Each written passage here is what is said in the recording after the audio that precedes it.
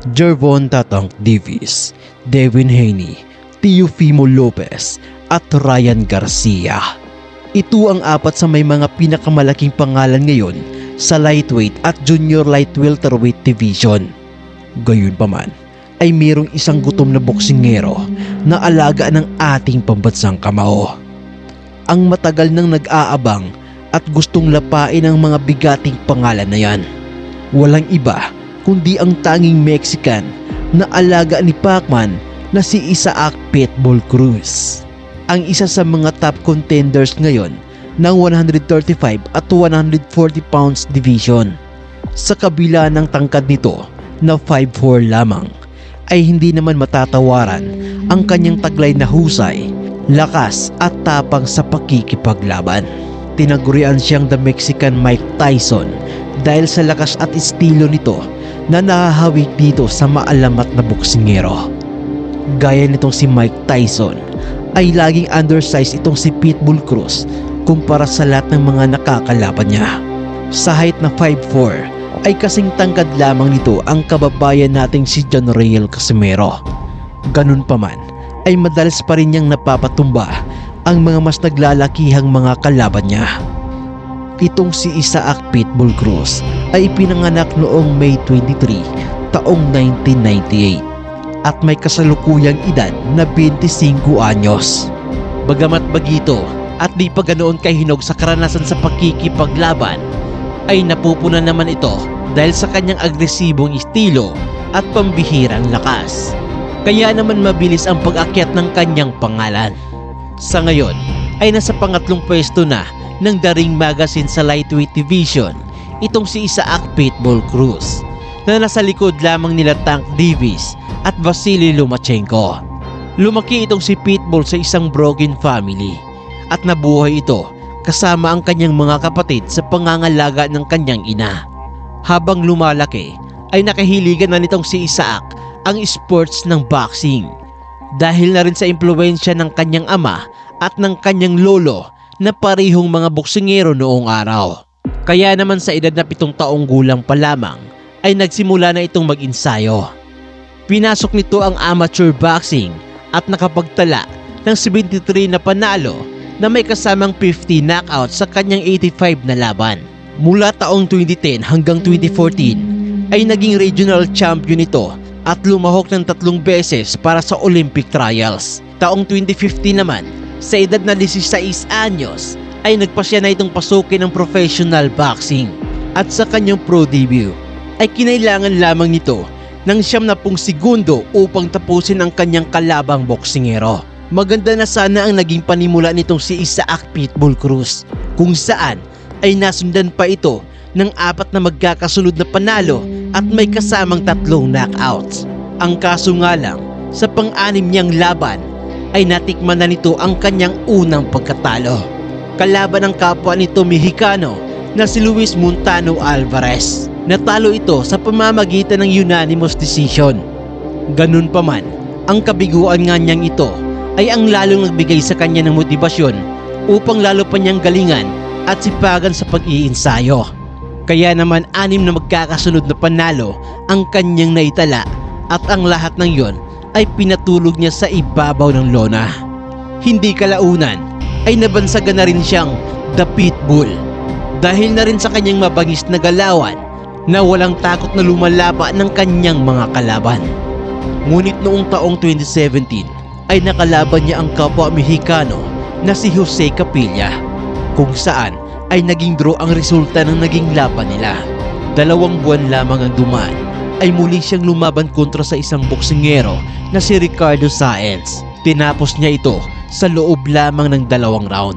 Sa isang panayam dito kay Pitbull Cruz ay inamin nito na si Manny Pacquiao, Juan Manuel Marquez at Iron Mike Tyson ang kanyang mga iniidolong boksingero, kung saan kanyang ginagaya ang ilan sa mga malulupit na galawan ng mga boksingerong ito.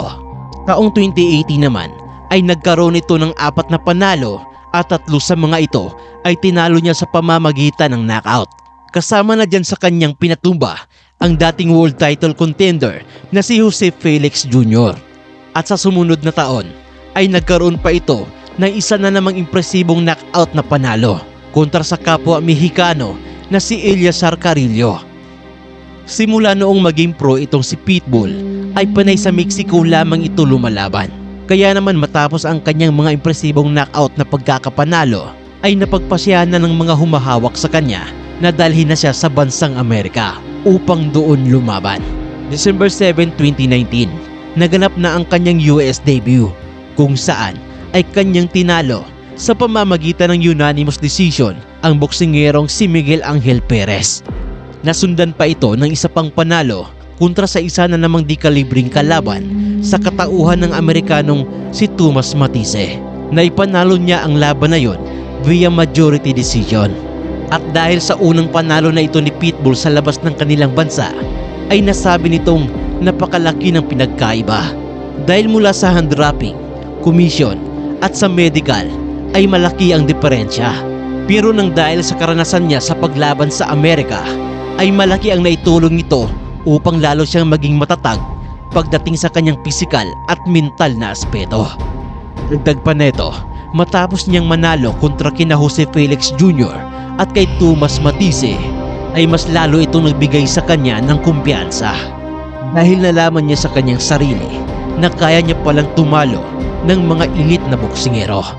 Sa sumunod niyang laban ay muling naisalang itong si Pitbull Cruz kontra sa isa na namang di kalibring boksingero, ang dating 2 times world title contender na si Diego Magdaleno. Sa laban na ito ay pinamalas ni Pitbull ang kanyang tunay na lakas at bangis matapos niyang pinatumba si Diego Magdaleno ng 2 beses pang maagang tapusin ang kanilang laban sa loob lamang ng 1 round.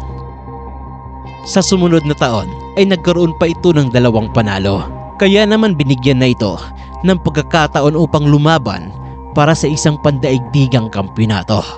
Kalaban ng isa sa pinakasikat na boksingero ngayon na si Gervonta Tank Davis. Naganap ang laban nila noong December 2021 sa Staples Center, Los Angeles, California sa Amerika. Naging mainit nga ang naging bakbakan ng dalawa.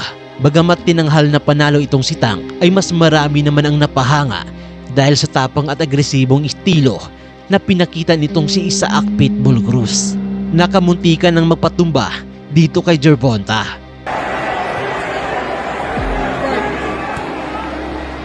Makalipas lamang ang 1 taon ay muling bumalik itong si Pitbull sa ibabaw ng lona. Kalaban ng isa na namang former 2 Division World Champion na si Yuriorkis Gamboa, kung saan ay kanya lamang itong giniba sa loob lamang ng 5 round. Ang video pala na ito ay hatid sa inyo ng Epoch Game. Ito ay isang legit online casino na kung saan ay pwede kayong manalo at kumeta ng pera. Para makapagsimula ka ay kailangan mo lang magrehistro. Napakadali lang, kailangan mo lang itong fill upan kung saan ilalagay mo ang iyong mobile number at gumawa ka ng iyong sariling password. Pagkatapos ay i-click mo naman itong send button para makatanggap ka ng verification code. At panghuli ay pindutin mo lang itong confirm button at makakapasok na kayo dito sa Epoch Game. Ang kinagandahan pa nito mga sir ay araw-araw tayo makakatanggap ng daily bonus. At sa una mong top up na 100 pesos ay magkakaroon ka na agad ng libreng 10 pesos. At kung 200 naman ay meron kang libreng 50 pesos. Sa app na ito ay marami kayong games na pwedeng pagpilian, kagaya ng Dragon and Tiger, Color Games at marami pang iba.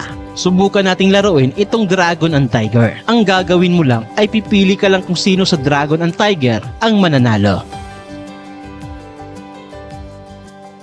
Ganun lang kadali, at kung papaano naman mag-cash in o mag-deposit dito ay madali lang din. I-click nyo lang ito at mamimili ka lang sa kung magkano man ang ika-cash in ninyo. Pwede kang mag-cash in dito mula sa 100 up to 50,000 pesos. At kung nais mo namang i-withdraw ang iyong napanalunan ay pindutin mo lang itong withdraw button sa ibaba at ilalagay mo lang ang amount na gusto mong i-withdraw. Pindutin mo lang itong bind button at ilagay dyan ang iyong GCash number. I-send ang iyong OTP code at ilagay ang iyong GCash account, ang iyong GCash name at pindutin ang save. At yun na, makukuha mo na ang iyong pera pagkatapos mong pindutin itong withdraw na ito. Ganun lamang kadaling laruin at manalo dito sa Epoch Game. Kaya ano pang hinihintay mo? Mag-register ka na at kumita ng maraming pera. Makaraan lamang ang 5 buwan ay muli itong sumampas sa ibabaw ng lona. At dito ay nakaharap niya ang kapwa Mexicano na si Eduardo Ramirez.